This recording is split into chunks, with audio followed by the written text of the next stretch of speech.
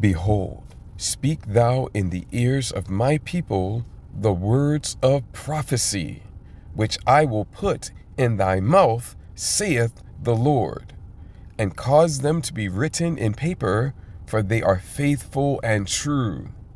Fear not the imaginations against thee. Let not the incredulity of them trouble thee that speak against thee. For all the unfaithful shall die in their unfaithfulness. Behold, saith the Lord, I will bring plagues upon the world, the sword, famine, death, and destruction.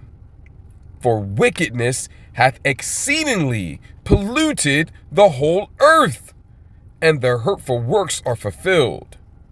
Therefore, saith the Lord, I will hold my tongue no more as touching their wickedness, which they profanely commit, neither will I suffer them in those things in which they wickedly exercise themselves. Behold, the innocent and righteous blood crieth unto me, and the souls of the just complain continually. And therefore, saith the Lord, I will surely avenge them, and receive unto me all the innocent blood from among them. Behold, my people is led as a flock to the slaughter. I will not suffer them now to dwell in the land of Egypt, but I will bring them with a mighty hand and a stretched out arm, and smite Egypt with plagues as before, and will destroy all the land thereof. Egypt shall mourn, and the foundation of it shall be smitten with the plague and punishment that God shall bring upon it. They that till the ground shall mourn, for their seeds shall fail through the blasting and hail, and with a fearful constellation. Woe to the world and them that dwell therein! For the sword and their destruction draweth nigh, and one people shall stand up and fight against another, and swords in their hands. For there shall be sedition among men, and invading one another. They shall not regard their kings nor princes, and the course of their actions shall stand in their power. A man shall desire to go into a city, and shall not be able. For because of their pride, the cities shall be troubled, the houses shall be destroyed, and men shall be afraid. A man shall have no pity upon his neighbor, but shall destroy their houses with the sword, and spoil their goods because of the lack of bread, and for great tribulation. Behold, saith God, I will call together all the kings of the earth to reverence me, which are from the rising of the sun, from the south, from the east, and Libanus, to turn themselves one against another, and repay the things that they have done to them. Like as they do yet this day unto my chosen, so will I do also, and recompense in their bosom. Thus saith the Lord God, my right hand shall not spare the sinners, and my sword shall not cease over them that shed innocent blood upon the earth. The fire is gone forth from his wrath, and hath consumed the foundations of the earth, and the sinners like the straw that is kindled. Woe to them that sin and keep not my commandments, saith the Lord. I will not spare them. Go your way, ye children, from the power. Defile not my sanctuary. For the Lord knoweth all them that sin against him, and therefore delivereth he them unto death and destruction. For now are the plagues come upon the whole earth, and ye shall remain in them. For God shall not deliver you, because ye have sinned against him.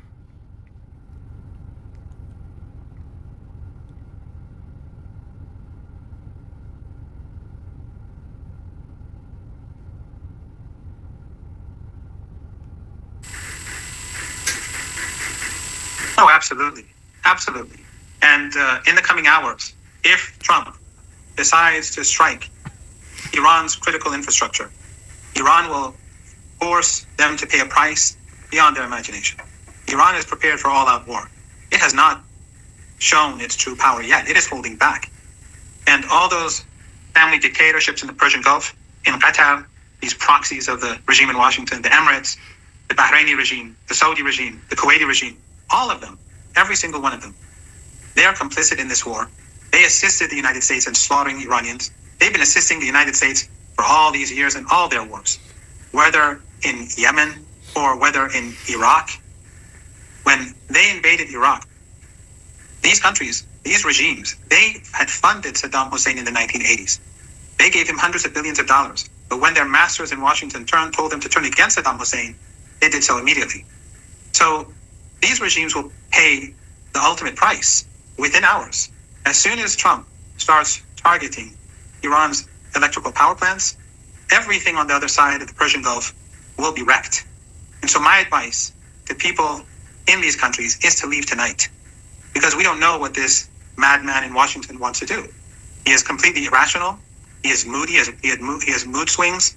He says one thing now, and he'll say something completely different in an hour from now. So we have no idea where he's going to go, but we're prepared for the worst. And we've already shown him that. The Iranians have already shown him that. When the Israeli regime struck Iran's critical gas infrastructure, with the consent of the United States, Trump is lying that he didn't know. The U.S. did know. If he personally did not know that, just shows how ignorant he is. But when they struck, Iran immediately hit back very hard, and Trump was forced to back off because he knows what this means. So if they strike Iran's critical infrastructure, that will be the end of oil and gas in the Persian Gulf. And the same is true for the regime in Baku, which is a close ally of the Israeli regime. Their oil and gas will no longer be exported in the near future.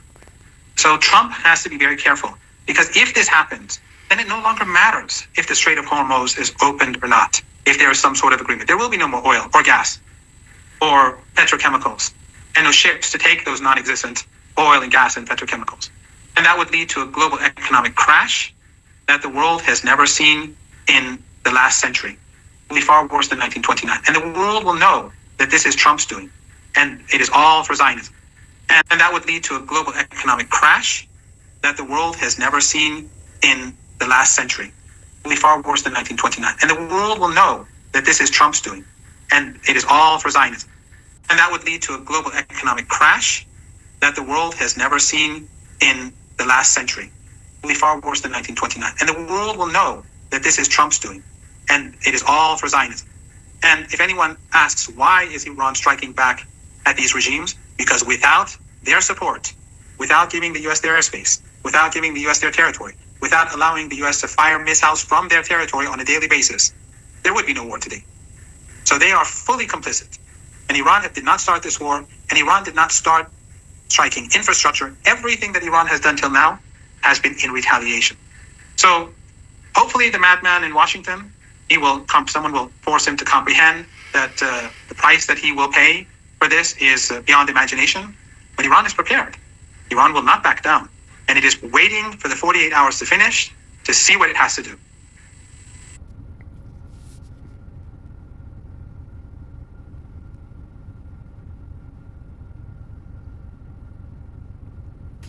This is your World War III emergency update. So we're now just 24 hours away from the deadline for Trump's ultimatum to the Iranian IRGC that should they not cease in their closure of the Strait of Hormuz, he is going to proceed with exacting collective punishment across the entirety of the 90 million strong Iranian population by plunging that nation into darkness and causing irreparable damage to the nation's power grid. He claims that he can do it in less than half an hour and that it's going to be easy, that there are some unconventional methods and weapons that they can use towards this end. Is he talking about cyber capabilities, graphite bombs, some other kinetic or manner of sabotage, or is he talking about throwing a couple high-altitude nuclear weapons and causing an EMP effect? Whatever the case, the Iranians have responded and said, if you do this, we will plunge the entire region into darkness.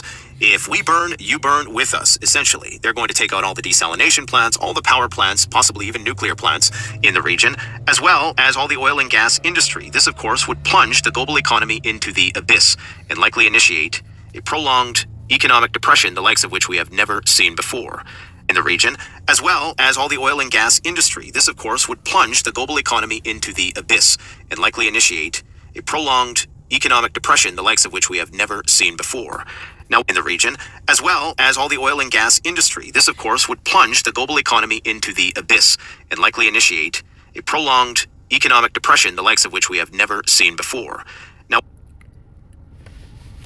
Barakatah Yahweh, Barakatah Yahweh Shai, Barakatah Yahweh, Barakatah Yahweh Shai, Barakatah Yahweh, Barakatah Yahweh Shai, Barakatah Yahweh, Bahashem Yahweh Shai, Ba Racha HaKodash, Kol Thapa Arath, Hawad Wahaloyim, Ratwatam Yatla, Allah Hayanawa, Yahweh, Bahashem Yahweh Shai, Ba Racha HaKodash. And what I just said in the Lashon Kodash being the ancient Paleo-Hebrew, or in other words, the true biblical Hebrew for holy tongue or language. And what I just said is, all glory, honor, and praises abundantly and continuously to our power, Yahweh, the true name of our Heavenly Father, who the world ignorantly and incorrectly calls God, in the name of his only begotten Son, our Savior, our Messiah, our Deliverer, Yahweh Shai, HaMashiach, who the world ignorantly and incorrectly calls Jesus Christ, in, or in other words, through the Holy Spirit. Double honors to the apostles and elders of Great Millstone. Much peace, love, and respect to the brothers teaching and pushing this truth out the four corners of the earth. To the hopeful elect, the 144,000 and the 1/3, as well as the rest of the elect, scattered abroad amongst the heathen nations to the four corners of the earth, east, north, south, and west. To you I say, Shalom. This is your brother Ra'aib Tazadakwa coming back at you again, all through the spirit and power of Yahweh Bahashim Yahweh Shai, with another lesson. Yahweh Ratazah is going to be edifying and encouraging for you, Achim, and any Achwaf, that's brothers and sisters that may be listening and or watching. Now, the first thing I'm going to say is that this is part 21 in an ongoing lesson series, sparked and just basically sparked by the attack of biblical Persia, also identified in 2 Esdras 15, which we were reading. Matter of fact, right where I stopped is where it got into that part. I stopped at 27. And the whole main reason why I came here is for verses, where to go? 18 and 19. Okay. But since I was here, all of this is going on, man. All of this. And one of the things you need to understand about 2 Esdras 15 to really be able to understand that this is all end-time biblical prophecy is that when it's talking about, you should be able to identify that when the Most High speaks about his people, he's talking about the true Israelites, which are the so-called blacks, Latinos, Hispanics, Native Americans, and Seminole Indians, as well as any and all whose lineage, heritage, and bloodline through their fathers goes back to Abraham, Isaac, and Jacob, no matter what they look like, no matter what skin color, no matter what facial features, no matter any of that, okay? No matter where they were born, none of that. It's all about bloodlines, okay? So a very large percentage of the so-called blacks, Latinos, Hispanics, and Native Americans, and Seminole Indians are descendants of Abraham, Isaac, and Jacob through the lineage, heritage, and bloodline of their fathers. But there are also a lot of people who do not or would not be classified as so-called blacks, Latinos, Hispanics, Native Americans, and Seminole Indians, but their bloodline also goes back to Abraham, Isaac, and Jacob, and that makes them every bit much as Israelites, because it's really truly about bloodlines, and you have to understand it. So everybody should understand it when it says my people. The Most High is talking about the true Israelites, which are the seed of Abraham, Isaac, and Jacob. Literally, the seed.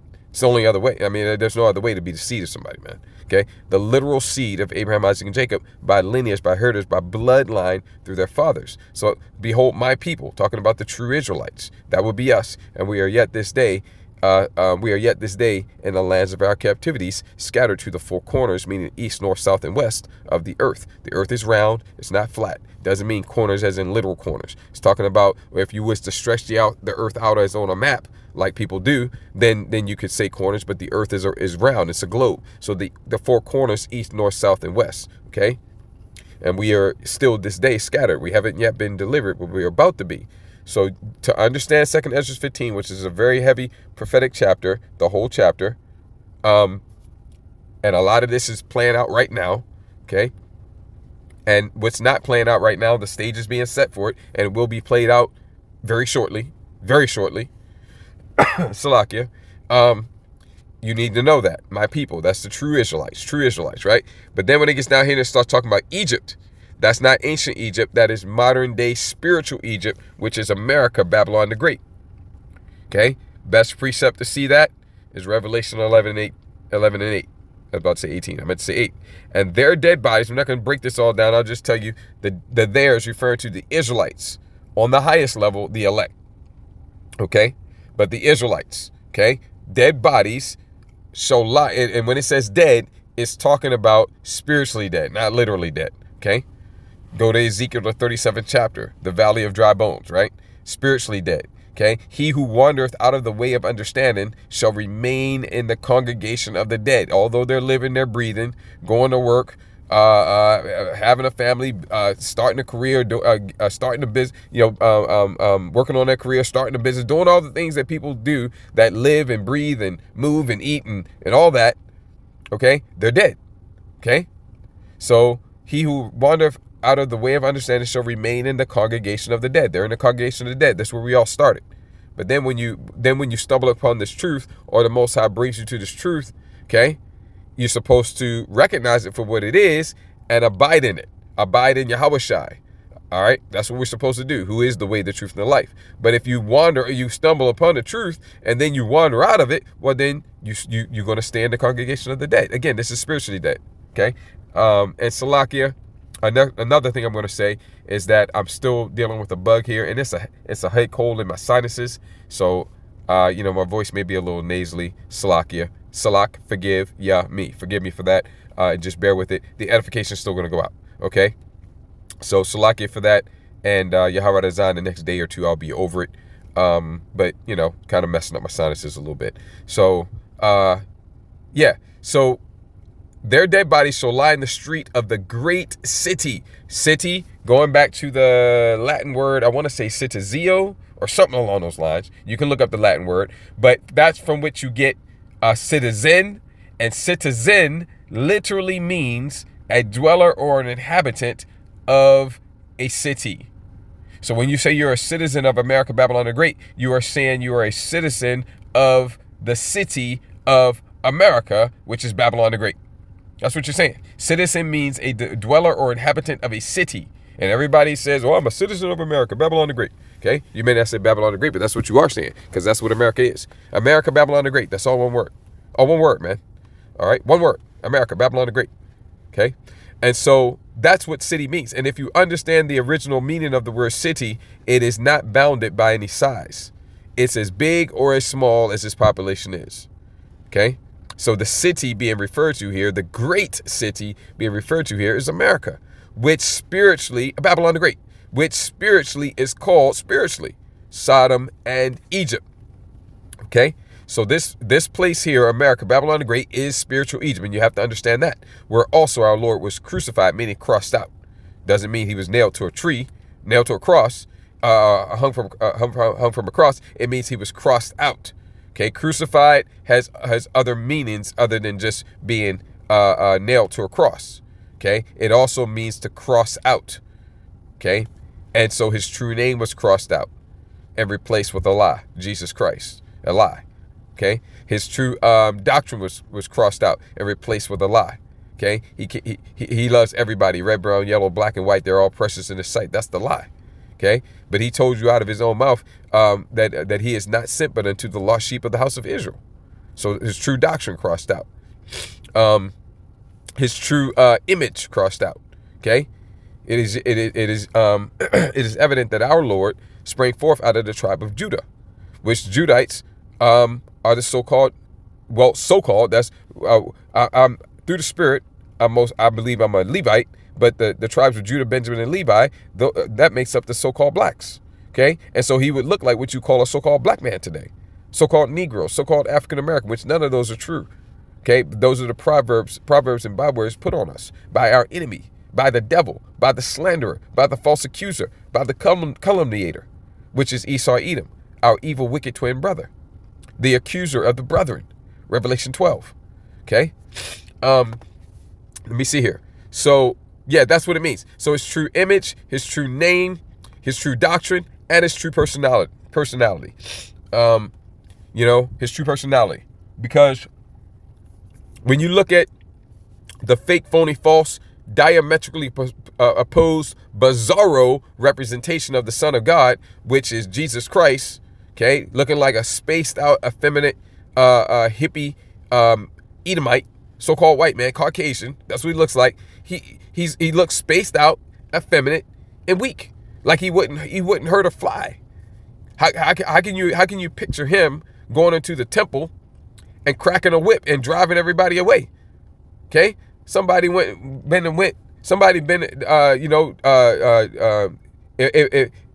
it was the pagan, which really that's Tammuz, but if it was the weak, effeminate pagan version of Jesus Christ that was doing something like that, somebody just would have went and just pushed him over or something like that, took the whip and whipped him with it. Okay, because that's not how the true only begotten Son is at all. The true only begotten Son is an austere man, and he described himself as an austere man himself. Okay, he described himself as an austere man, and austere, when you look the word up, austere means harsh, rough, rigid. Okay, tough, don't take no shit. That's what the word means. Rough, rigid, harsh. Okay. Now that makes sense to somebody that would take a whip and go into the temple and drive out the money changers.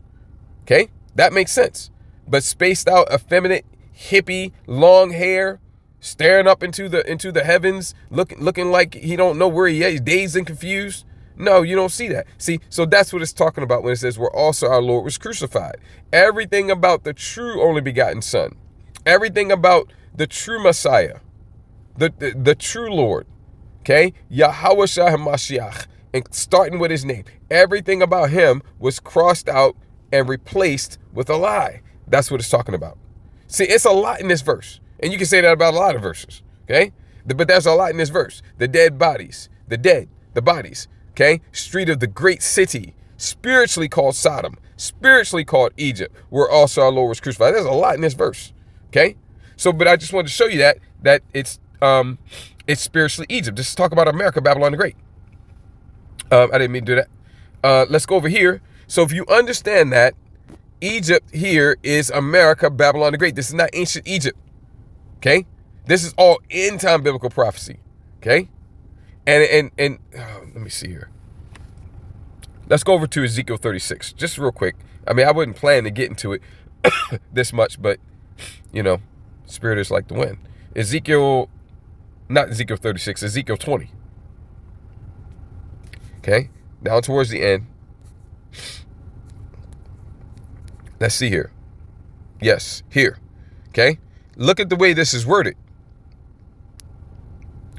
Look at this, and notice that the wording is very, very similar. Okay.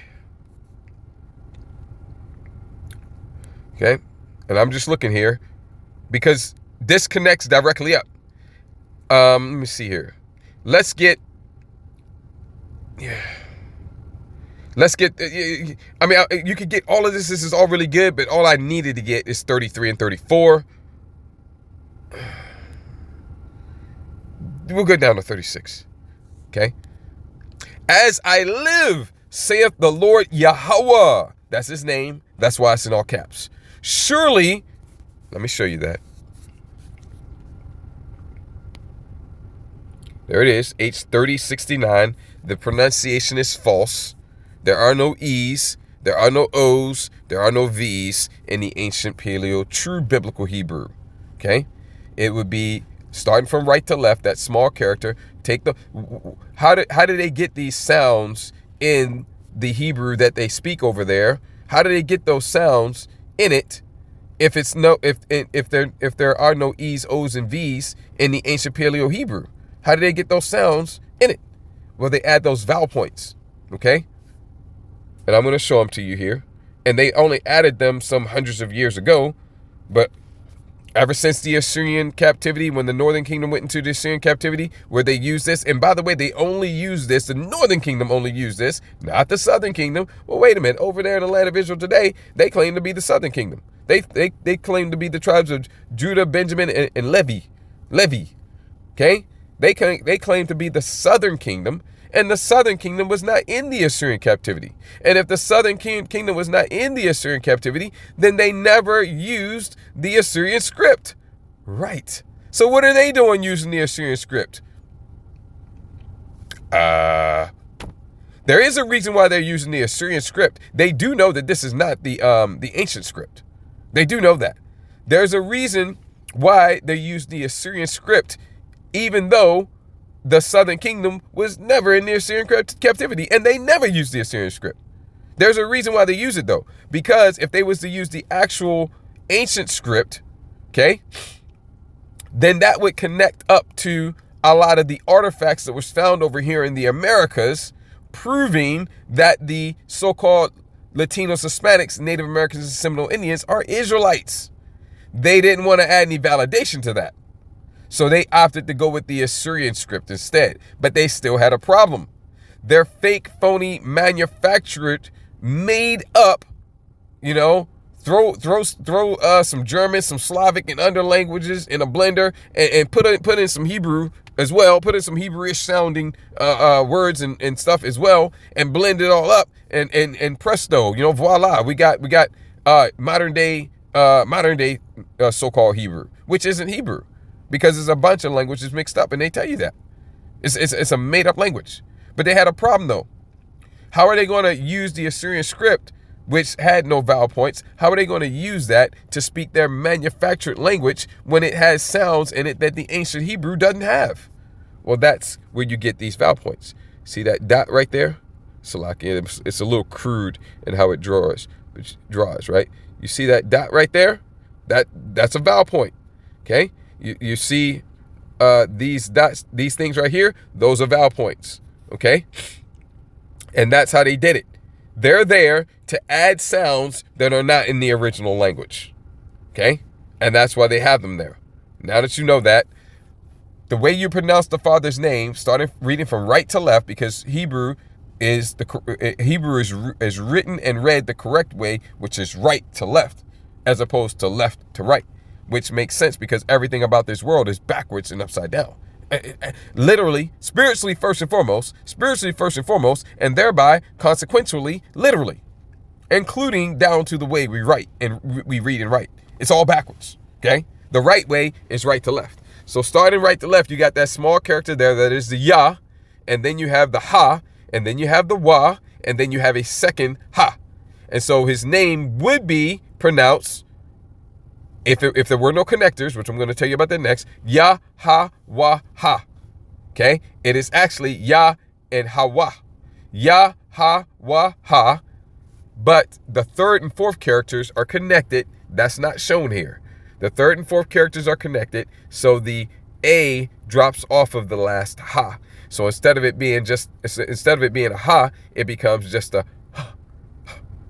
Okay? So it becomes, instead of Yahweh Ha, it is Yahweh. Okay? No A on that last Ha. And that's the Father's name, and his name literally means he is, he exists, or he to be, because it is a compound of, let me see here, which they got a lot of words here, so let me see what they have here. Okay, no, that's not it. They should have the two. No. Let's see here. No. Let's see here. They just got a lot of stuff here. Maybe one of these has it. Let's see here. Okay. Yeah, so this here is the second part of it, and you can see it right there. No, they got, it's a little different. Let me see here. Yeah, they're not really breaking it out right. Okay. Yeah, they're not really breaking it out right. Okay, and I'm not going to chase it down right now. Let me see here. Yeah, I'm not going to chase it down right now. The Heavenly Father's name is a compound word, Yah and Hawa. Yah means he, Hawa means is, exist, or to be. His name literally means he is, he exists, he to be. Okay? Now, and that's why it's in all caps. And when you see Lord in all caps, same thing. As I live, saith the Lord Yahweh, surely with a mighty hand, and with a stretched out arm, and with fury poured out, will I rule over you. And I will bring you, he's talking to us, the Israelites, out from the people. What people? All the nations of the earth. And will gather you out of the countries wherein ye are scattered. We're scattered to where? The four corners of the earth. East, north, south, and west. We're scattered amongst all the heathen nations. And he's saying he's going to bring us out. He's going to gather us from all the nations. So this is clearly an end time prophecy. And how is he going to do it exactly? With a mighty hand, and with a stretched out arm, and with fury poured out. Okay? Bring that over here. Let's get 10 and 11. Behold, my people is led as a flock to the slaughter. That's talking about, well, it's the things leading up to it, but on the highest level, culminating in what is known as Jacob's trouble. Tazara, trouble, adversity, Ya'iqab, Jacob's trouble. Jeremiah 30, 5, 6, and 7, Daniel 12 and 1, and many other precepts, including these here. 2 Esdras 15 and 16. Okay? I will not suffer, meaning allow, I'm not going to allow them, the Israelites, us, now to dwell in the land of Egypt, spiritual Egypt, America. He's not going to let us stay here anymore. Okay? He's in the process of delivering us now. All the things that need to happen and take place leading up to our deliverance and salvation is heavily in play. Heavily in play. It's going to be fulfilled in its totality shortly. Okay? This chapter here is being fulfilled now. But I will bring them. How's our Father going to bring us? With a mighty hand and a stretched out arm. And what is over here again? And I will bring you out from the people and will gather you out of the countries wherein you're scattered with a mighty hand and with a stretched out arm. Yeah, but it doesn't say with fury poured out though. You're right. And with fury poured out. But what does it say over here? What does it say over here? And smite Egypt, spiritual Egypt. Okay, not the current literal Egypt.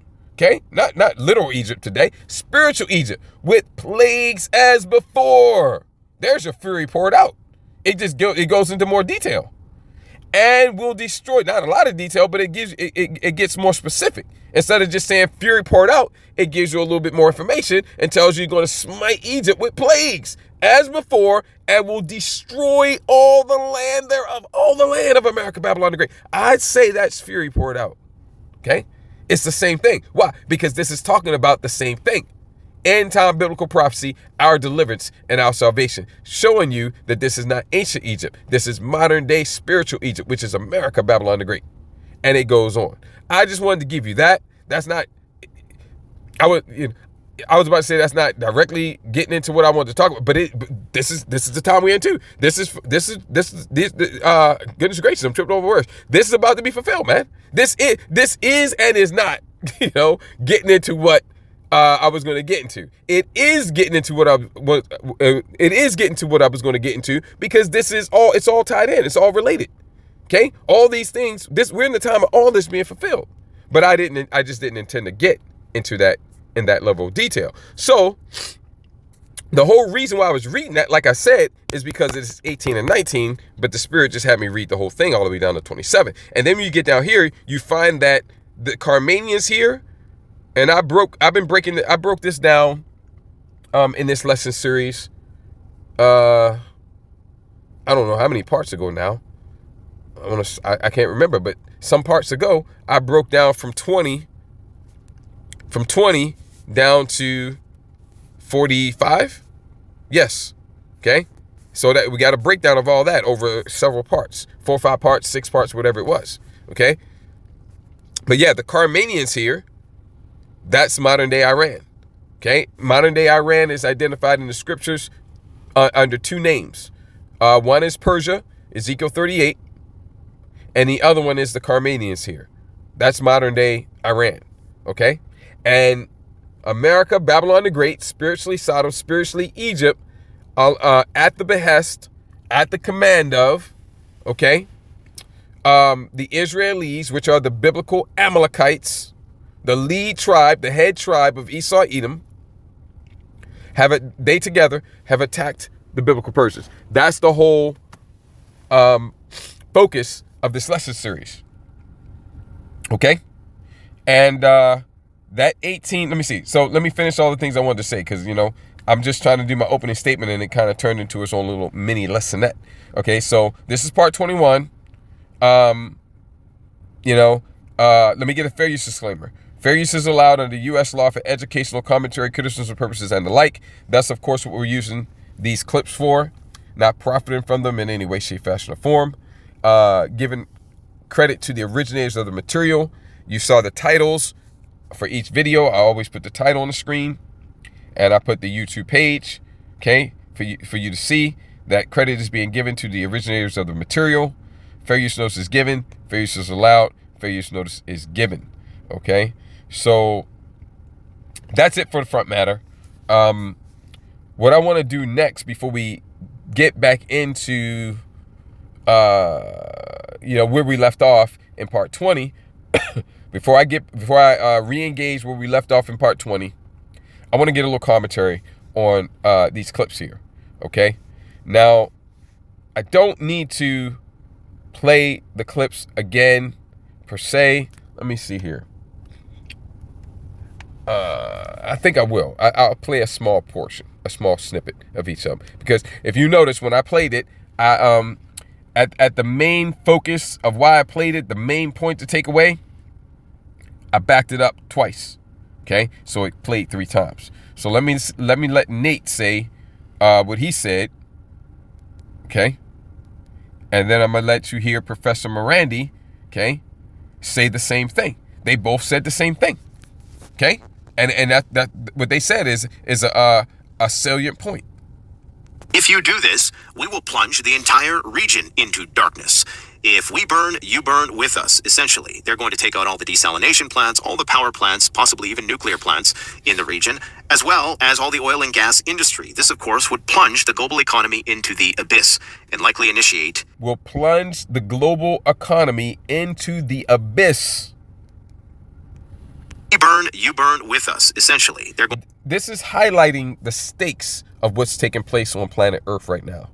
And if this sounds high level to you, if this sounds like, man, these are some big stakes, these are some high rollers here. You know, I don't know if I want to be at this table. I think I'm a little bit out of my league. This is the high roller table. The stakes are actually tremendously greater than what they're seeing.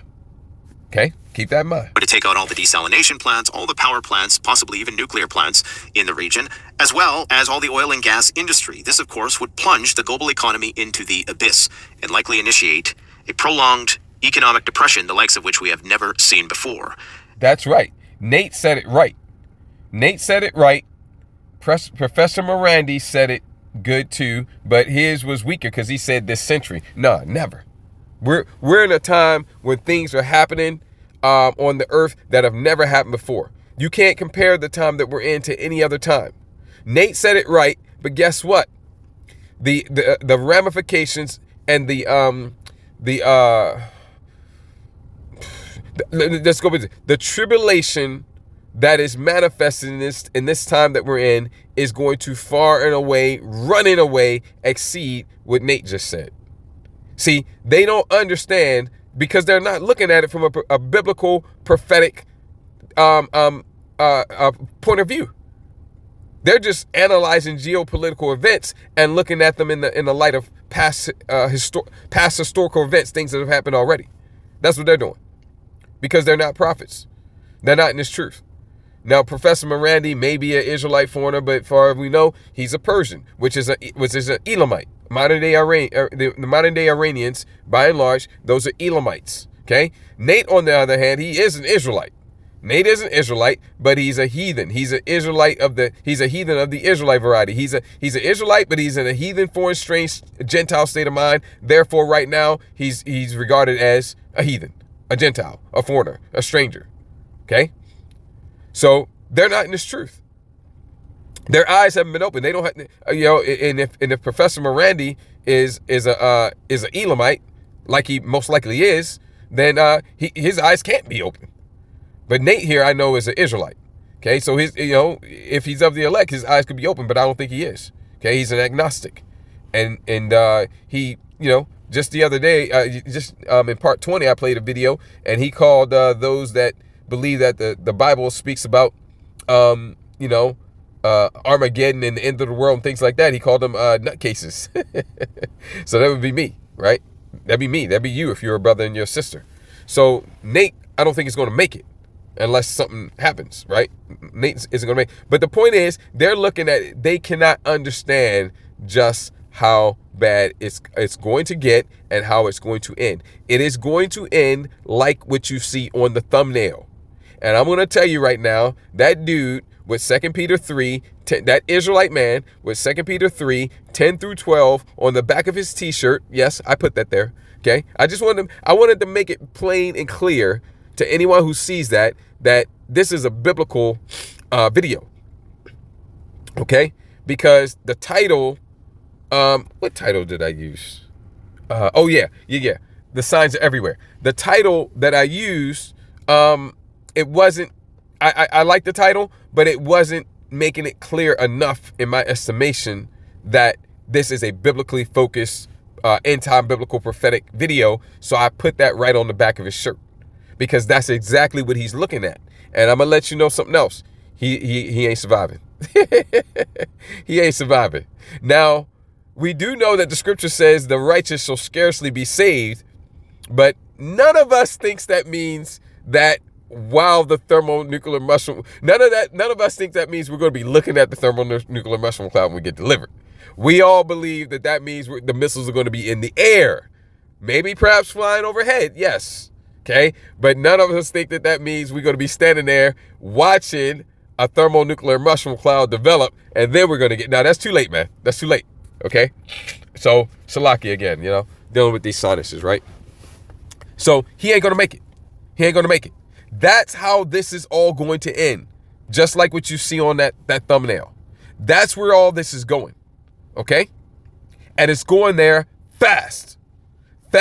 We believe months. That's what we believe. And we hope and pray that it is months. And we don't think we're wrong.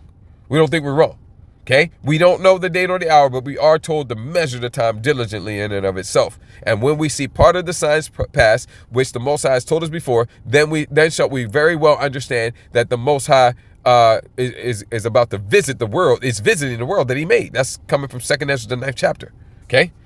That's why Yahweh Shah HaMashiach reprimanded the wicked scribes and Pharisees for not being able to discern the signs of the times. Okay, there's a difference between setting dates, like, okay, this year, this month, this day, okay, this hour. There's a difference between that and discerning the times and saying, you know what, hey, we in those times. It's close. It's close. Oh my goodness. You see this getting fulfilled? It's just like the scripture said. The prophecies are getting fulfilled. Now it's less prophecy. Oh, it's now it's real close. Oh boy. Now we see the mark. Now we see the I almost said it. Now we see the Revelation 13 batch from 16 to 18. Oh boy. Now we know it's super duper close. We don't think we're going to get out of this year. That's what we're supposed to do. And if we ain't doing that, we fucking up. Okay? Notice nowhere in there was there an actual literal date set. And you got to understand that. You got people who are mixing the two.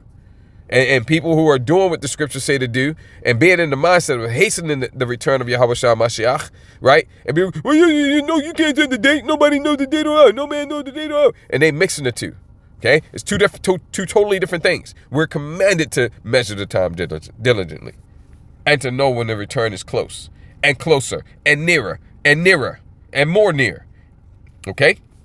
And then we're also told that when we see these things begin to come to pass, lift up our heads for our redemption draweth nigh. No, you can't know that. Yeah.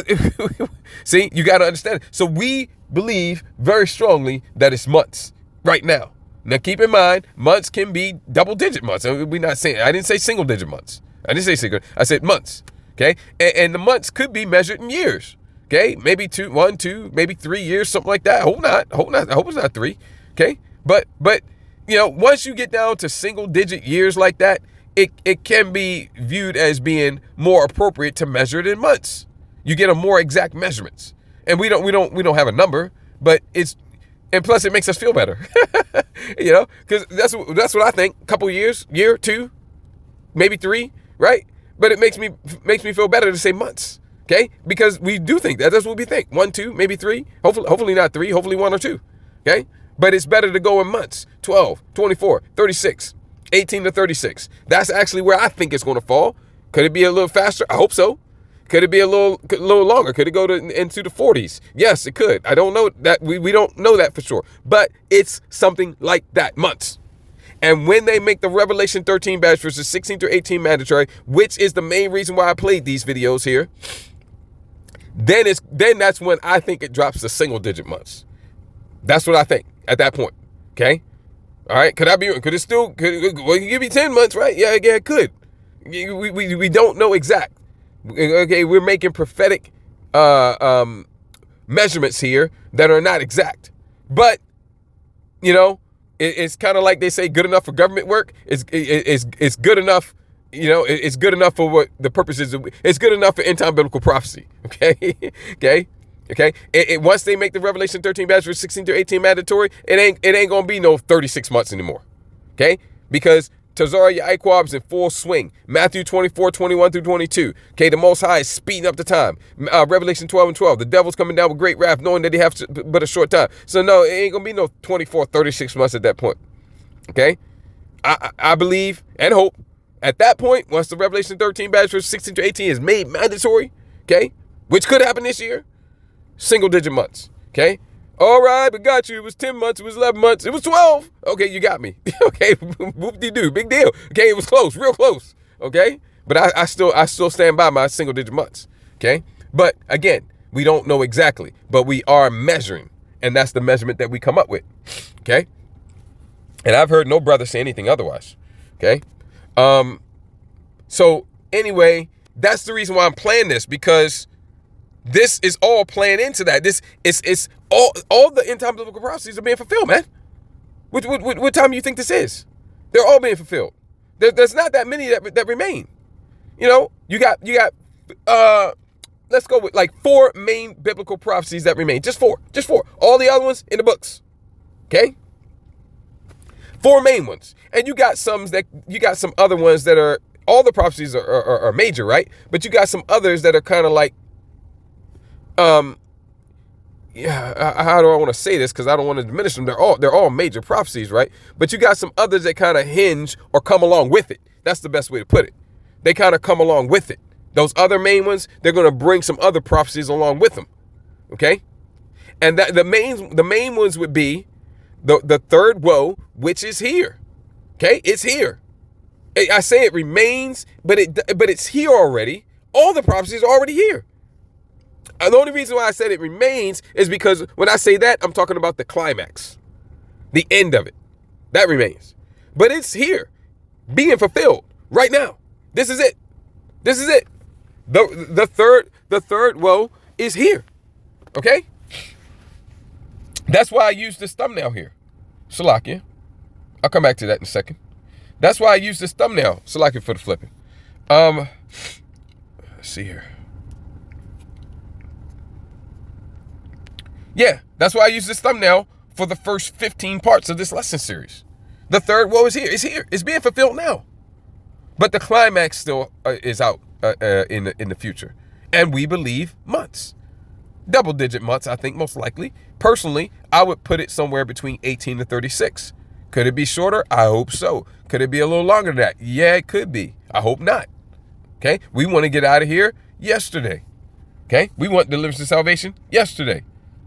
Okay, but my honest, most accurate, as best as I could put it, measuring the time diligently, like the scriptures say, the most accurate measurement that I would put it would be somewhere between that window there. And Yahweh it's right. I hope so. Yeah. Actually, Yahweh it's wrong on the short end. In other words, it's somewhere between 12 and 18 months, maybe. Because they haven't made the mark mandatory yet. Once they make the mark mandatory, then the measurement gets a little more accurate. Still not exactly, but it gets more accurate. Okay? Okay, because right now, I could say, well, it could still go longer. I think 36 is on the back end, but it could go to 37, 38, 39, 40, whatever. It could, right? But once they make that mark mandatory, nah. We know it's going to be real short order after that. And that's why I say, in my estimation, it drops to single digit months. Okay? But that's all measuring the time diligently, right? We don't know an exact date. Okay? But yeah.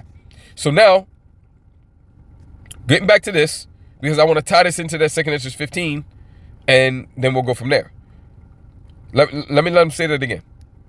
We're going to get Professor Morandi in the region, as well as all the oil and gas industry. This, of course, would plunge the global economy into the abyss and likely initiate a prolonged economic depression, the likes of which we have never seen before.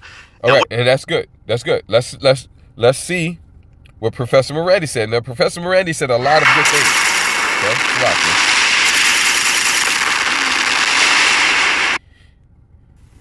Yeah, Professor Morandi said a lot of good and a lot of heavy things. All right, I'm just doing this lesson in the parking lot, just looking at people creeping around at 12:30 at night. It's like, why are you just creeping around, man? But you know, I can get into a lot of things that he said, but I just want to get this and show you, as you heard, that he said the same thing. Somewhere around here. He said the same thing that Nate said, a little weaker, but the same thing. Well, someone will force him to comprehend that the price that he will pay for this is beyond imagination. But Iran is prepared. Iran will not back down. And it is waiting for the 48 hours to finish to see what it has to do.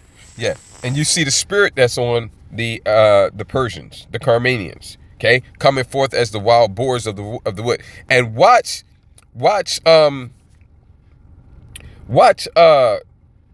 George's face, George Galloway's face, when he's listening to what Professor Morandi is saying. He gets the gravity of what this Persian is saying. He gets the gravity of what this Iranian here is saying. And you can see it in his eyes. You can see it in his face. Okay. And he usually has a certain time limit on the interviews that he does. Okay. He went almost double the time with Professor Morandi because of how heavy the circumstances in the situation is. And you can see it in his eyes. You can see it in his face. George Galloway on the left, which Professor Morandi, I have no reason to believe that he's an Israelite. He could possibly be. I'm not saying he's not. I don't know, but I have no reason to think he is. But George Galloway, I think he's an Israelite, looking like an Edomite. He looks like an Edomite, but I think he's an Israelite. Look at the way, that's just kind of, that's just not much. But look, man, there's his manner of speech, the points that he makes, and yes, the way he wears his hat. Okay, Edomites don't wear hats like that. He's got his hat cocked to the side. He's got a little bit, he's up in age a bit, but he's got a little swag about him. And he's got an edge on him. He's got a chip on his shoulder. Okay? Yeah, and so I'm not the only one that thought that. I've thought that for a while, because I always like his commentary and his insight and analysis. And pretty much every time he says something, I can bring a lesson out of it, because he's got a lot of good things to say. And just over the years that I've been, watching him on YouTube and whatnot, I just got the sense that, I think he's one of us. And I heard one of the elders say the same thing too. That was his assessment as well. All right. So anyway, watch his expression when he's saying these things, man. Let's see here. Probably no, I went back too far. Let's go there. No. Let's do it like this. Since it isn't acting right. Yeah, I move it somewhere, but it doesn't. Then when I let it go, it goes back to where it was at first. Let's let it rock there. If he personally did not know that, just shows how ignorant he is. But when they struck, Iran immediately hit back very hard, and Trump was forced to back off because he knows what this means. So if they strike Iran's critical infrastructure, yeah, and like I said, watch George's face, man. You can see it on his face right now. As heavy as they see it that it is, they don't have no fucking clue. It is, look, this whole world is, I read it to you. 2 Esdras 15. Okay, let me show you again. Let me show you again.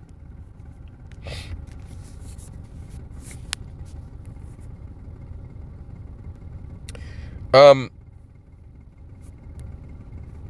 me see, did I miss it?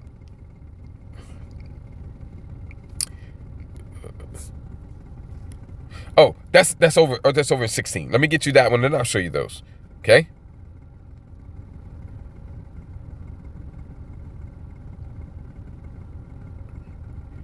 I always have a hard time finding this precept. No, that's because I look too far down. It's up here. It's up here.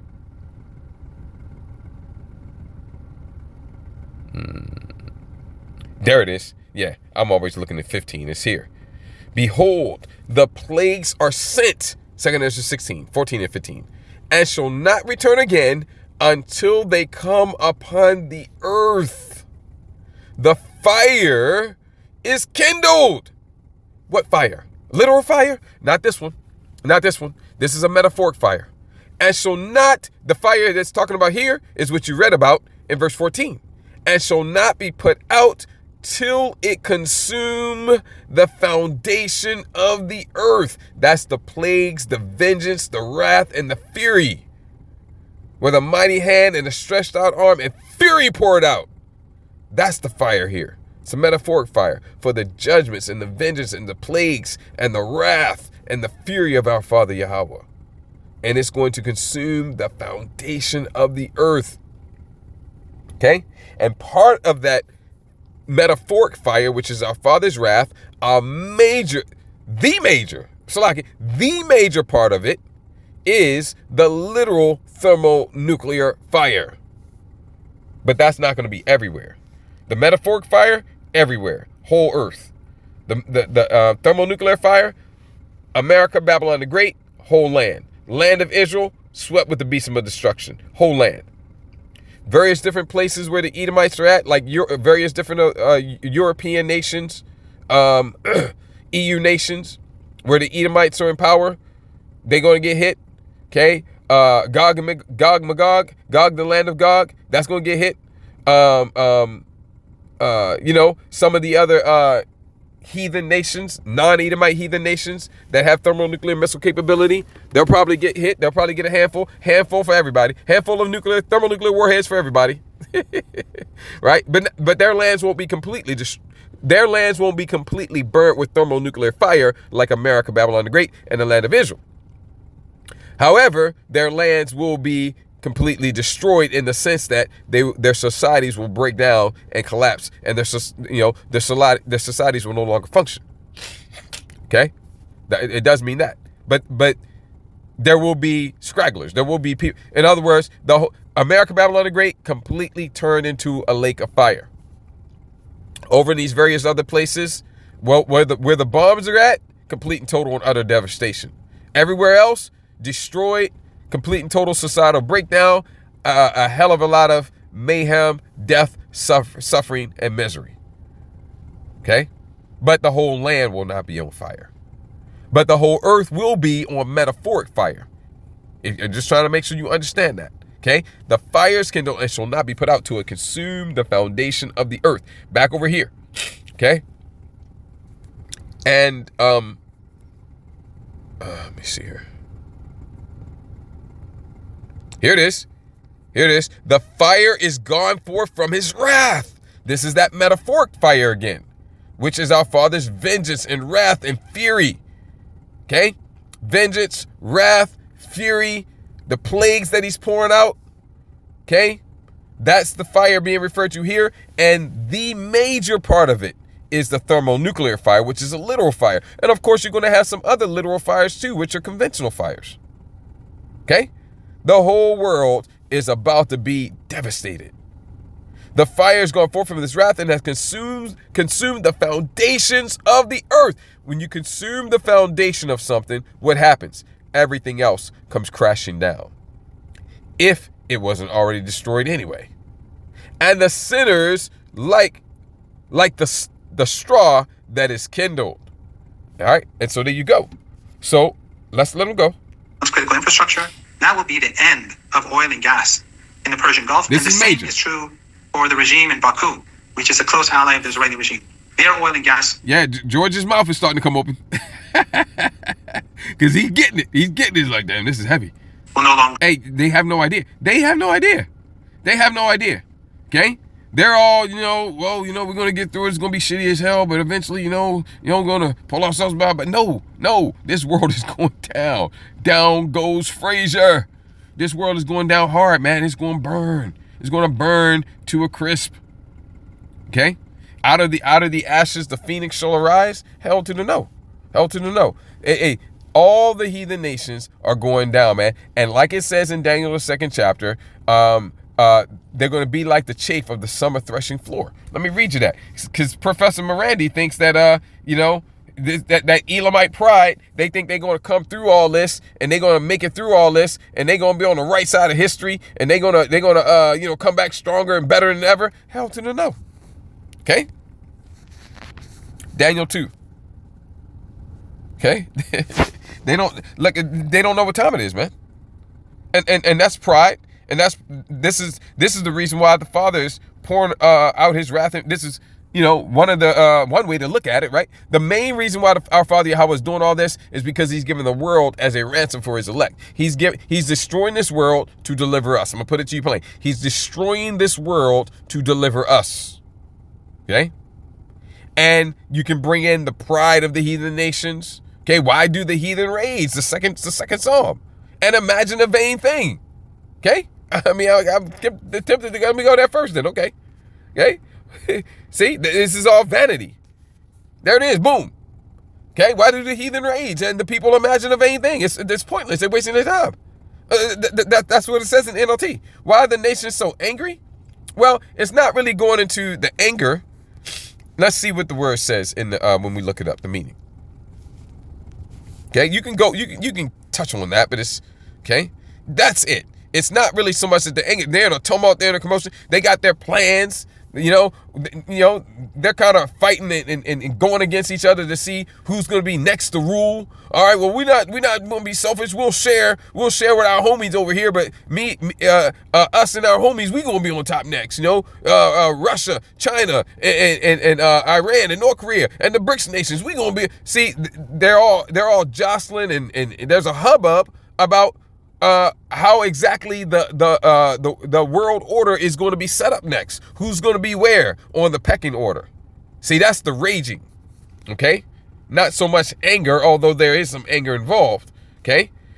I like the way they put the second part though. Why do they waste their time with futile plans? That's real good. Second part was a little but the first part was a little The second part, that's on point. Why do they waste their time with futile plans? That's the vain thing. Okay? The kings of the earth set themselves, and the rulers take counsel together against Yahweh. See, that's the vanity. Okay? The Elamites, they should know. All these nations are supposed to know. They do all know who we are. Maybe not the peons, but a lot of them do. A lot of them do. They know who we are. Matter of fact, I take that back. I know for a fact that Iran does know who we are. I can't remember the circumstances anymore, but I remember it was relatively early on. It was like a year after I woke up to the truth, back in like 2019, maybe 20, something like that. I think it was like 2019. And I remember seeing Iran was doing a pep rally type of video. I can't remember who it was against, but it was a war. It was against America, Babylon the Great. I can't remember the circumstances, but they were doing a pep rally type video about them destroying America, Babylon the Great, complete with AI generated videos and whatnot, or maybe it was just movie clips. But in there, and they were singing a song. It was like a pep rally type of video about them going against America, Babylon the Great, and Israel and destroying both of them. And in there, the guy who was singing, there was a line that said something in there about Jerusalem shall rejoice. I can't remember the exact words because this is like 6-7 years ago now. And it was like Jerusalem shall rejoice because we have delivered you. Something like that. Okay, and hell no, they ain't delivering us. It's the most high is going to deliver us, man. Okay, get the hell out of here. But the point is, they know that we're Israel. When they said Jerusalem shall rejoice, they were talking about us over here. Because the whole world knows that we getting dogged the fuck out over here in America, Babylon the Great. The whole world knows that. It's on the news all the time. Okay, not so much these days because, you know, the World War III is dominating the headlines. But all the racial tensions and all that, what happened to the Northern Kingdom, the whole world knows about what happened to the Northern Kingdom over here. Okay, the so-called Latinos and Spanish Native American similarities. The whole world knows about how the Southern Kingdom was brought over here from the west coast of Africa and was put in the most brutal, hardcore slavery ever, Daniel 9 and 12.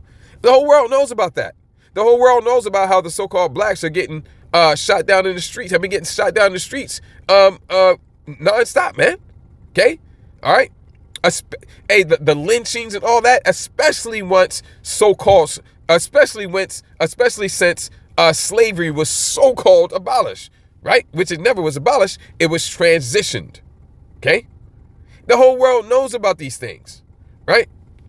And so when he said Jerusalem shall rejoice, or Jerusalem you can rejoice because you'll be free, it was something like that. He wasn't talking about the Israelis. They don't need to rejoice. They wouldn't rejoice when America's Babylon. They got nothing to rejoice over because America, Babylon the Great is giving them all kinds of money. America, Babylon the Great is doing the bidding of the Israelis. Matter of fact, the Iranians, they hate the Israelis. They call Israel, the Israelis, the little Satan. They call America, Babylon the great Satan. So they would never do a favor for the Israelis. And then singing their song about them rejoicing about their victory over their enemy for them to rejoice. They would never do that. They were talking about us. The whole world knows. Okay? They would never do anything for the Israelis to rejoice. But that's what they call us. They called us Jerusalem right there. And you know they want to destroy the actual literal Jerusalem because that's their arch enemy. Okay, the Israelis are their arch enemy. And they also know that America, Babylon the Great, is doing the bidding of the Israelis, which is Jeremiah 49 and 20 and 50 and 45. So my point is, they know who we are. Okay? But have they sought to do anything to help us? Have they sought to say, well, you know what? We know that that the so-called blacks over there, they should know, they may or may not know that the Latinos, Hispanics, Native Americans, similar Indians as well are the Northern Kingdom. They may or may not know that. I tell you who does know it. They're elites. The elites of all the heads of all these nations, they do know who we are. Okay? But they, at least the common folks over there, know that we, the so-called blacks, are the Israelites, the Southern Kingdom. Right? And if they acknowledge that, we're going to tell them, well, the so-called Latinos, Hispanics, Native Americans, similarities, those are the Northern Kingdom. Together, we make up the 12 tribes of the nation of Israel. The point is, they ain't doing shit about it. They ain't doing shit. They planning to be part of the rulership of the next order. See? They're imagining a vain thing. And is that the will of the Most High? Is that the will of the Heavenly Father, Yahweh, for these heathen nations to jostle amongst themselves and position amongst themselves to be in a certain particular order? As things change and there's a new dawn, a new day for the heathen to rule. Is that the will of the Heavenly Father, or is that against His will? The kings of the earth set themselves and the rulers take counsel together against Yahweh. That's what it is. And against His anointed, saying, now His anointed is twofold. His anointed is, first and foremost, Yahweh Shah HaMashiach, the only begotten Son. But His anointed is also, on a lower level, the whole nation of Israel, which He's also called His firstborn and His only begotten.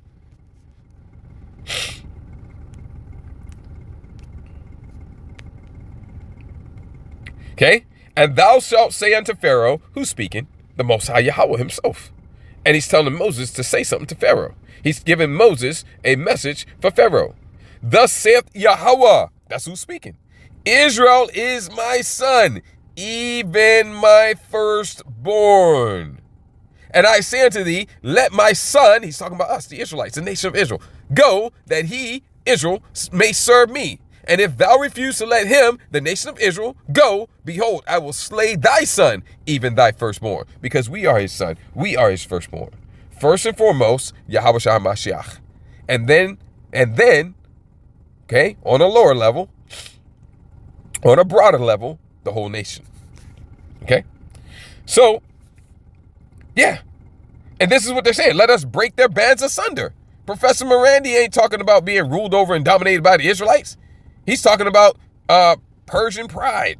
Okay? And we're gonna whoop that Babylon, the great American ass. And we're gonna show the world how bad we are, and then we're gonna be on top with our homies, Russia, North Korea, and China, and the rest of the BRICS nations. Okay? What's this? What? Get ruled over by the Israelites? Get put into slavery?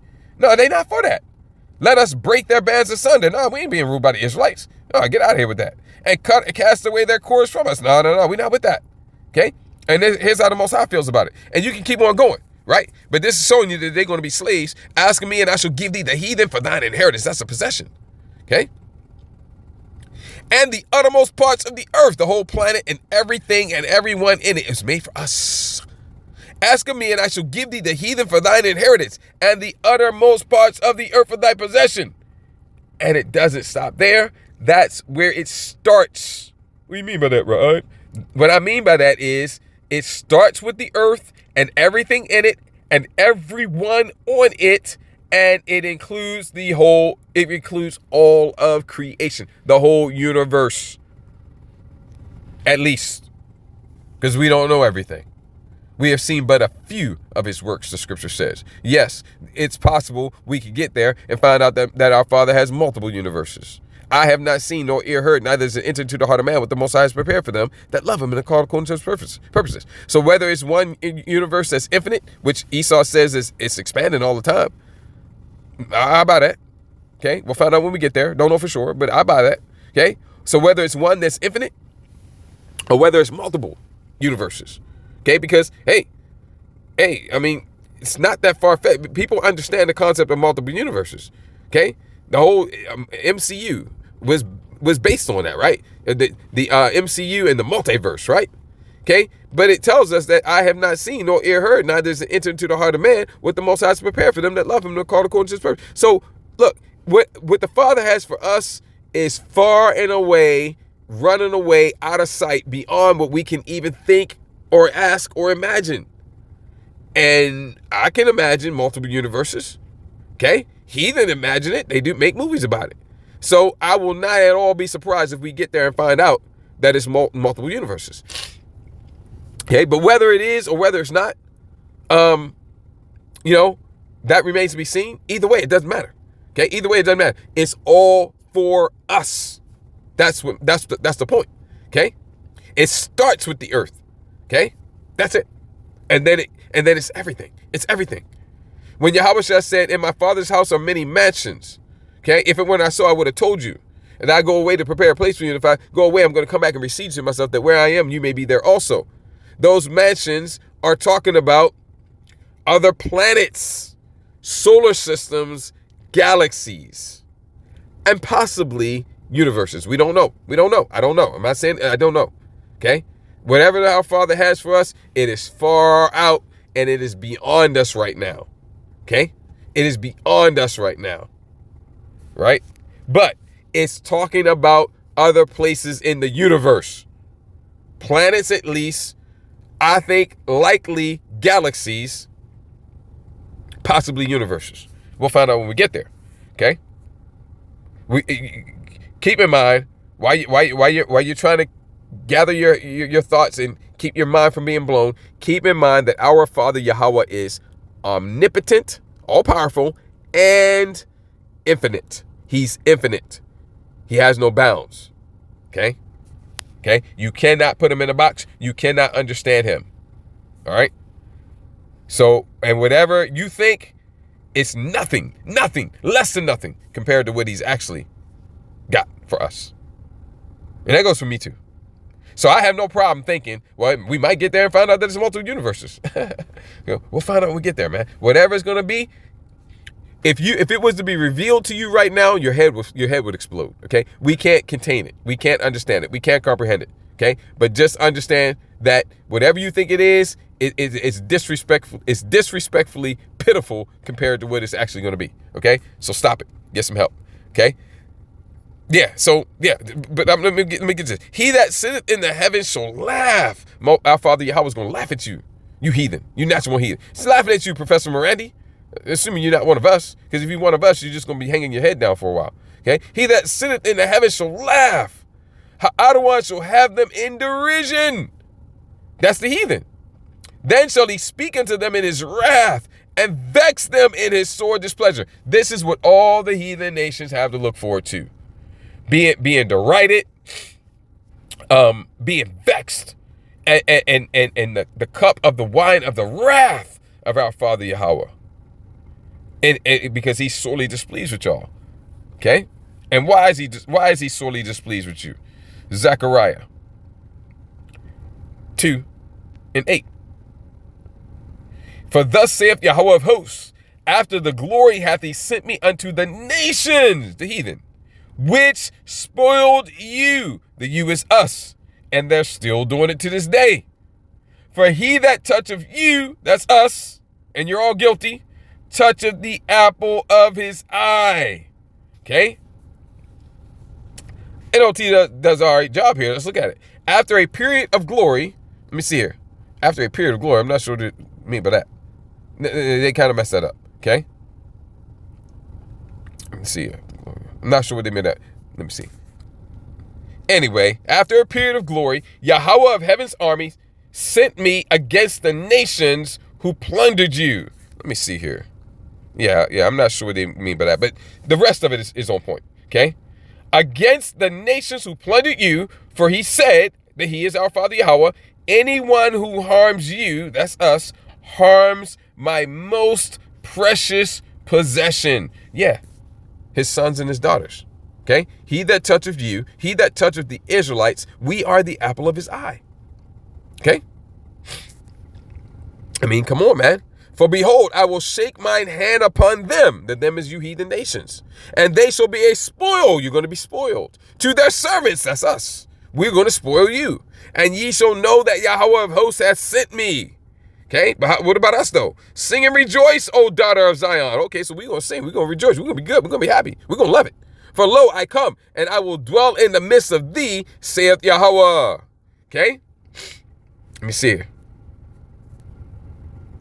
Yeah, and that's good enough, okay? And many nations shall be joined to Yahweh in that day and shall be my people. This is talking about the Israelites. Remember, going back to the beginning of the lesson, that we, the Israelites, are scattered amongst the nations.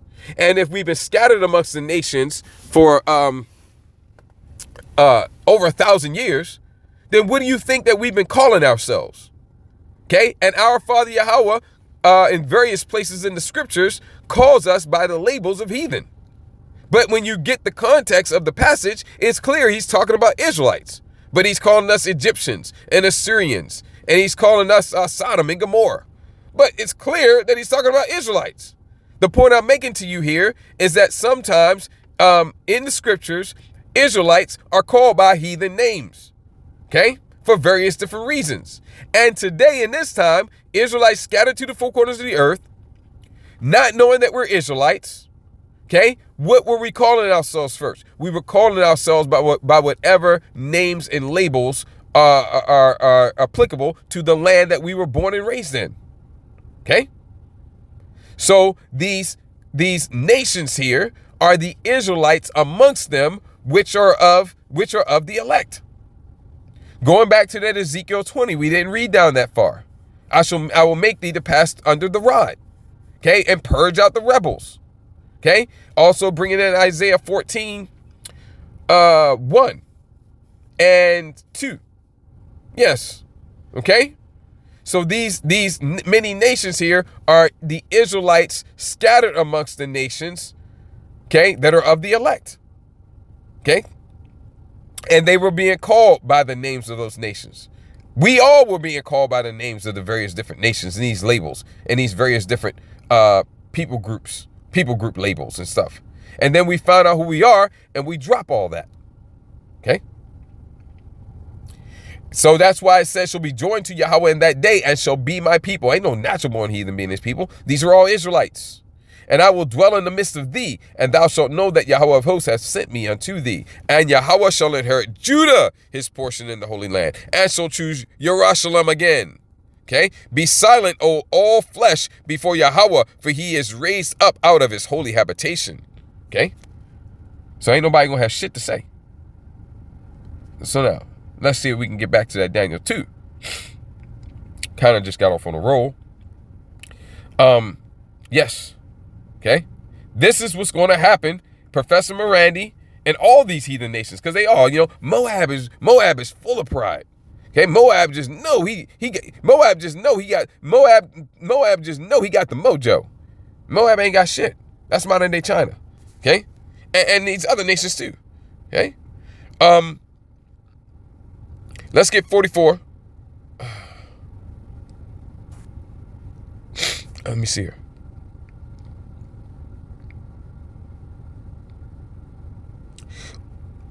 Yeah, I mean, this is the breakdown of it. I want to read. You can read the breakdown, but I want to read. Yeah, this is the breakdown. I want to read the actual dream.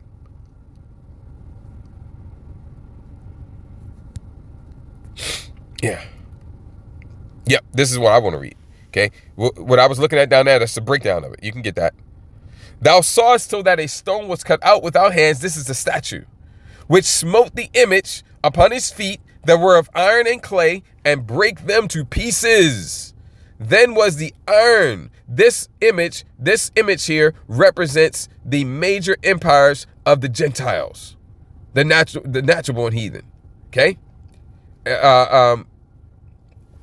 In Luke 21, it says, until the times of the Gentiles be fulfilled, meaning it comes to an end. This is how it ends. We're reading it now. And the image, and which smote the image upon his feet that were of iron and clay, and brake them to pieces. Maybe we can put the pieces back together. Then was the iron, the clay, the brass, the silver, and the gold, meaning the whole image, broke into pieces, meaning this is the end of the heathen ruling anything. This is the end of the heathen being in any position of authority whatsoever. This means this is the time of the heathen being fully dominated and subjugated under the Israelites. Isaiah the 2nd chapter, start at verse 1. Micah the 4th chapter, start at verse 1. This is our Father Yahweh vexing the heathen in his sore displeasure. Just like we just read over there, and what was that we just got? Zechariah 2. Then was the iron, the clay, the brass, the silver, and the gold broken to pieces together. Yeah, but maybe we can put it together though. And became like the chaff of the summer threshing floors. Still put it together, right? And the wind carried them away. No, that no place was found for them. And the stone, Yahushai, that smote the image became a great mountain, the kingdom of heaven, ruled by the top Israelite, Yahushua HaMashiach, and his ruling cabinet, his governing body, underneath of him, with him, but under him but with him. Okay, the 144,000, the prophets, and then the friends of the prophets, and then every other Israelite man. All a nation of kings and priests, immortal, God kings. This is what it's talking about. And the stone that smote, this is the kingdom of heaven, and the stone that smote the image became a great mountain and filled the whole earth. No place found for the heathen anymore, except under us, where they belong. Okay, and then he went into the breakdown. And so let me read you the breakdown of that part. And in the days of those kings, shall the power of heaven set up a kingdom. I told you, man, you already know that, right? Which shall never be destroyed, world without end. And the kingdom shall not be left to other people. Meaning, ain't nobody ever going to take us down. But it shall break in pieces and consume all these kingdoms. And it shall stand forever.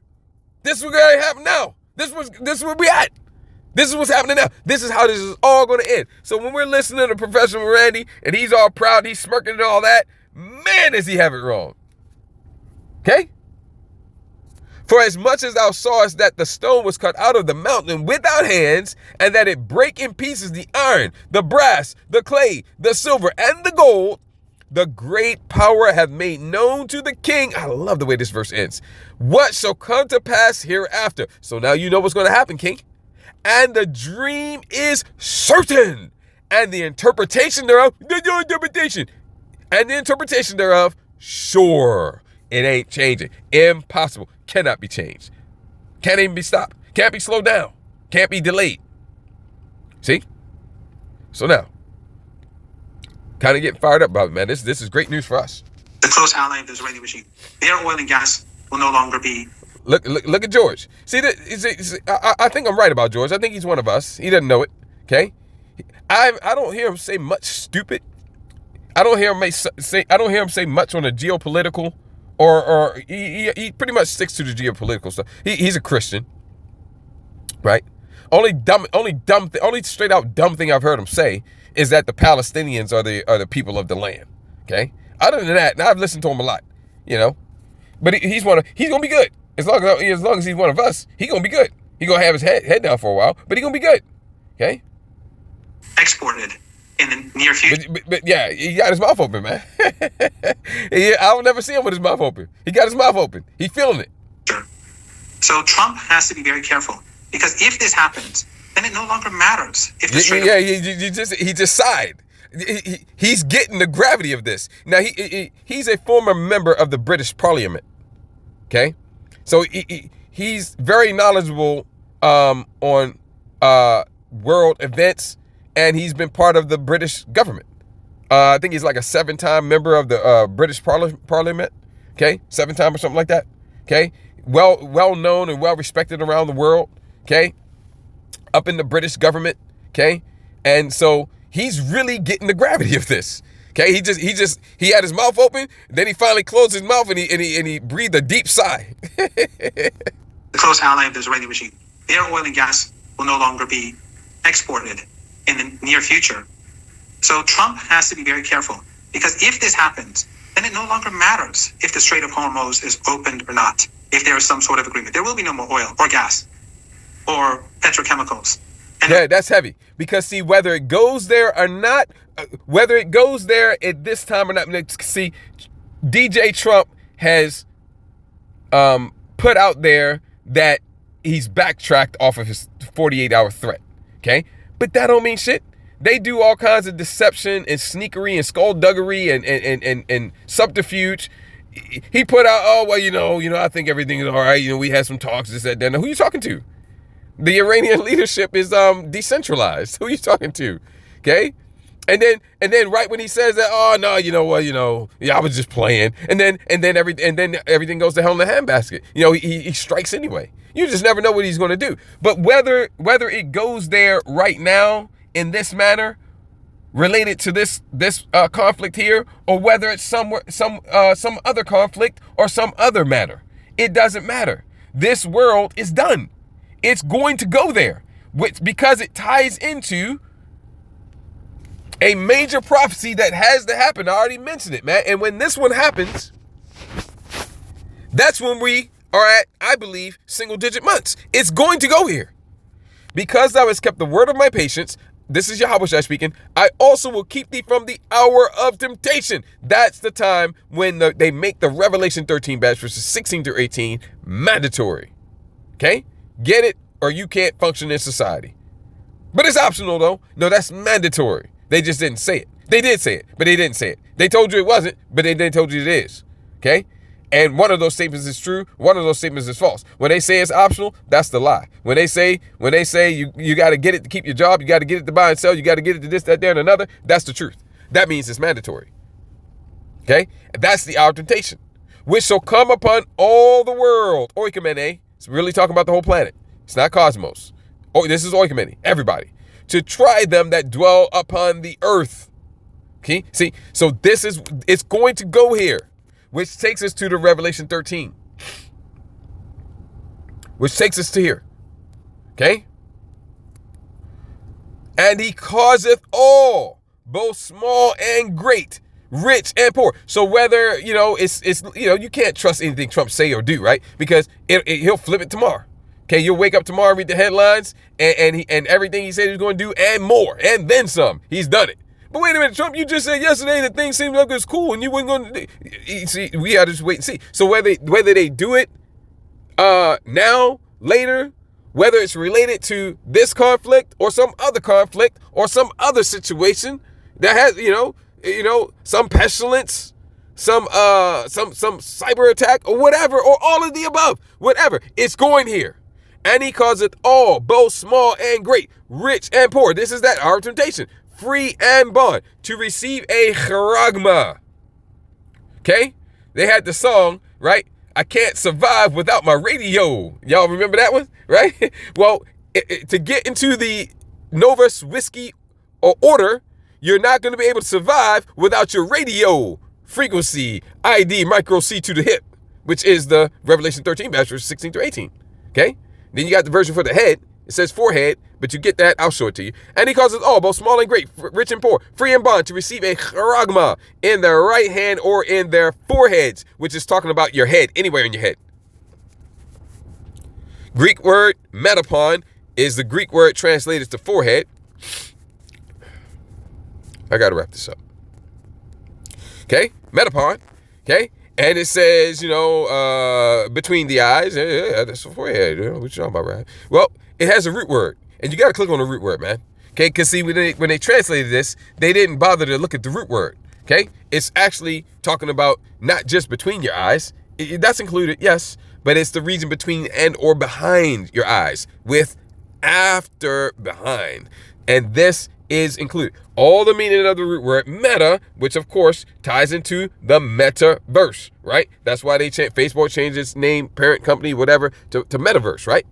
Okay, you're going to get that in your head. You'll be able to hook up directly to the metaverse, and you'll be able to feel and the things, and probably even see and all this stuff. You'll be able to feel and see and do, okay, with your mind in the metaverse, okay? And who else knows what they're going to make it you able to do, right? There was a movie that came out with what's his name? I see his face. Yippee-ki-yay, motherfucker. Right? What's his name? Bruce Willis, right? He's done now, man. All right, but there's a movie. I can't. What was the name of the movie? Was it? I can't remember if it was Synchronism or something like that. But it was a movie in there where that's what you would do. You would get into. You would basically sync up. It was a little different in that movie. They got other movies where they show you something more direct, but you would sync up to a robot, a lifelike robot, and you would live through the robot while your body was back at your house on a table, or on a chair rather, similar to the chairs that they use in the Matrix. Similar to those chairs that they use in the Matrix. It didn't have anything sticking in your head. I don't remember the details of it, but it was similar to the chairs they would use in the Matrix. And your body would be there on a chair like that, and you'd be synced up through the internet or something like that to this robot, and your body's asleep while you're living through the robot. Okay? Fact is stranger than fiction, man. Okay? But there's a reason why they changed it from Facebook to Meta, man, and it ties into this. Okay? So, and you see here, it means with, after, behind. So when you take that, because all that meaning is included in the word that comes from it, metapon. So it's not just between the eyes, it's between and or behind the eyes, which is a very wordy, cumbersome way of saying anywhere on your head. It can be the forehead, the side of the head, the back of the head, the top of the head, anywhere. Okay? That's the version for the head. Okay? And that no man might buy or sell save he that had the mark. See, this is going to be mandatory. This is the hour of temptation. And what Professor Morandi was just saying, and what Nate was just saying, that's where it's going, man. Okay? This where is you're going to have to. Okay? You ain't going to be able to survive without it. Okay? They're going to bring the world to the brink. They're basically going to destroy it all, man. And they're going to have to reset. They're going to have to scrap it and start over. And in order for you to engage in the new system and enjoy the prosperity of the Novus Whiskey Order, you're going to have to take this. Okay? And if you don't, you SOL. And eventually, they're going to be rounding you up and lopping off your noggin. Okay? That no man might buy or sell save he that had the mark, charagma, or the name of the beast, or the number of his name. Here is wisdom. Let him that hath understanding count the number of the beast, for it is the number of a man, and his number is 600, because they're going to take every one of these C to the hips is going to have a universal product code attached to it, a UPC attached to it. And all they got to do, because each UPC has 666, 6 on the left, 6 on the right, 6 in the middle. And all they got to do is take your social security number and add a 0 at the beginning or at the end, and then slap a 6 on the left, 6 on the right, 6 in the middle. Boom, that's yours. And it's associated with the one that you took, and you die. You burn it in the lake of fire. Revelation 14, 9 and 10. Okay? So that's where we at. That's what's going on here. That's what's going on. Ships to take those non-existent oil and gas and petrochemicals. And that would lead to a global economic crash that the world has never seen in the last Point century. blank, period. It'll be far worse than 1929. And the world will know that this is Trump's doing. And it is all for Zionism. And that would lead to a global economic crash that the world has never seen in the last century. It'll be far worse than 1929. And the world will know that this is Trump's doing. And it is all for Zionism. And if anyone asks, why is Iran striking back? And that's the main reason why I use this clip, okay? Which takes us back to the opening precept passage, and I'm going to close, okay? Okay? For because of their pride, the city shall be troubled, the houses shall be destroyed, and men shall be afraid. The cities, okay? And you say, well, what cities? Woe to the world, all of them, the cities of the world. Okay, why do the heathen rage and imagine a vain thing? I'm going to laugh at them and vex them in my sore displeasure. All of them. Okay, what cities? All of them. Okay, for because of their pride, the city shall be troubled, the houses shall be destroyed, and men shall be afraid. A man shall have no pity upon his neighbor. Why? But shall destroy their houses with the sword. Wait a minute, I thought you were like a good neighbor. And spoil their goods. Gonna take this shit. Because of the lack of bread. Famine. They're gonna bring everything to the brink. Whether it's directly associated with this, or something else. Or all of the above. Whether it happens right now, or next week, or next month, or next year. It's going there. The hour of temptation. Okay? And man shall have no pity upon his neighbor, but shall destroy their houses with the sword and spoil their goods because of the lack of bread and for great tribulation like this world has never seen. Now, that's where Professor Morandi was screwed up. He was comparing it to the last century. No, man, point blank, period. Point blank, period. Nate did better on that. But they're both grossly off. Okay? Because the thumbnails you see there, that's how it's all going to end. And none of them have a clue about that. Okay, even Nate thinks that nuclear weapons going to be fired, right? But he think, oh, it might, it might be some tactical nukes, maybe 1 or 2 or 3 of the big boys, the strategic ones. No, hundreds of millions of the big boys. Hundreds of millions of the big boys. Revelation, the 9th chapter. Okay, see, so they have no clue. It's going to end like you see on the thumbnail. All right.